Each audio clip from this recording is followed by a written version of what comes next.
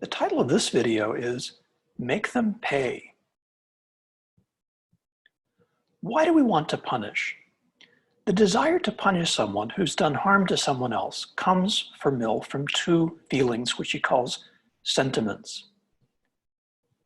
The impulse of self-defense and the feeling of sympathy.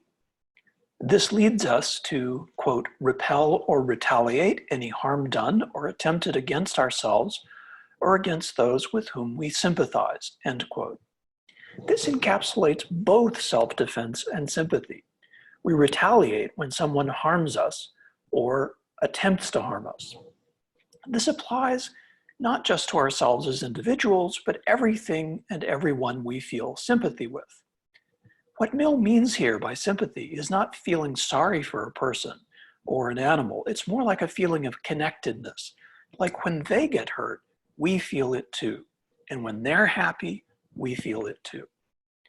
We retaliate, in other words, against people who threaten us, and we interpret ourselves to include everything and everyone we feel connected to.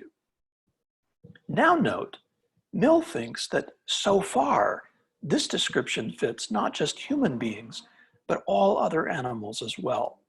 Almost all animals defend their young, and often they will defend their entire group, like a pride of lions, a pack of wolves, or a pod of dolphins. Other animals can be trained to expand their conceptions of themselves. Dogs can easily be trained to protect humans, for example, or sheep. Mill interprets this as the dog seeing the human as part of itself, so that when it's in a situation where the human or the sheep needs to be defended, the dog acts like it is defending the human as a part of itself, and the dog feels sympathy for the human the way it would for its own young. So far, so good. The human desire to punish comes in part from a natural source that we have in common with other animals. We're on a natural continuum of self-defense and sympathy. Now for the second part of the question. What makes us different from other animals when it comes to punishment?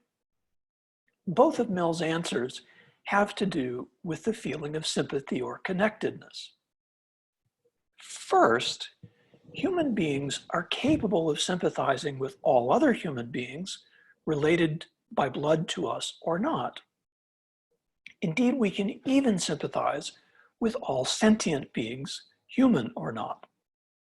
Sentient means that an animal is capable of perceiving and feeling things. So we can sympathize with all kinds of animals, not just other mammals, but even reptiles and insects. We can feel sorry for ants if their anthill is destroyed and we see them still trying to get home. So the overall principle is human beings are capable of sympathizing with all sentient beings whatsoever. This is one factor that makes us very different from other animals. And second, human beings' intelligence makes us able to see that we are part of a community of interest that includes not just our own little tribe, but the entire human community and beyond. We can think of the collective interests of humanity, the common good of all. A contemporary example would be environmental consciousness, where we think not just of human interests, but of interests of all life on Earth, human or not, present and future, in the survival of the planet as a home for all living beings. I'll say this one more time in different terms in case anyone is still struggling with it. Human beings differ from other animals in two connected ways. First, we're able to sympathize with all sentient beings. Second, we're capable of stepping so far outside our individual interests that we can perceive how our interests are connected to the common good of all of humanity or even of all living things. The last part on punishment is a bit easier to talk about. Mill makes 2 points about just or ethical punishment. First, in order to be ethical or right, the punishment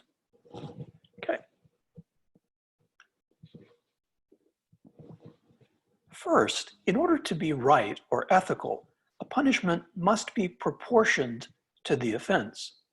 This means that the more severe punishments should be reserved for very serious crimes, and that there should be some reasonable way of relating the seriousness of the crime to the degree or type of the punishment.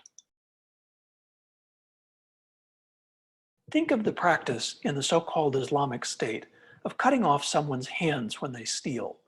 Although there may be a certain grim logic to it, it's clearly disproportionate. Someone who steals a banana from a fruit stand has taken away a few pennies worth of profit from the fruit seller. Someone whose hands are severed is no longer able to live a normal life in all kinds of ways. So that's a disproportionate, highly disproportional punishment. Second, ethical punishment must be only as harsh as necessary to actually deter the crime. So I'll give myself as an example here. I got a ticket a few years ago for running a red light. Well, the light was still in the process of turning red when I drove under it. Anyway, I got caught. The punishment amounted to about $500 plus traffic school. I didn't like paying the $500, and I really didn't like wasting my time on traffic school. Even the online traffic school is deeply annoying. The punishment has made me very careful about not running those dark, dark orange lights. It was, for me at least, a sufficient deterrent. Taking away my driver's license would have been disproportionate punishment, since $500 plus traffic school worked just fine on me as a deterrent. So I at least didn't need to be punished more than this. Anything less than this might not have been a sufficient deterrent. Say just $500, and I might say, I can afford that every couple of years. If it was just traffic school, I could easily forget how annoying it was and not really be deterred from running those lights again. The combination of the fine and traffic school turned out to be just the right amount. So one more time, to be just or ethical, a punishment must be proportionate to the crime and only harsh enough to deter other people from committing the crime or to deter the perpetrator from doing it again.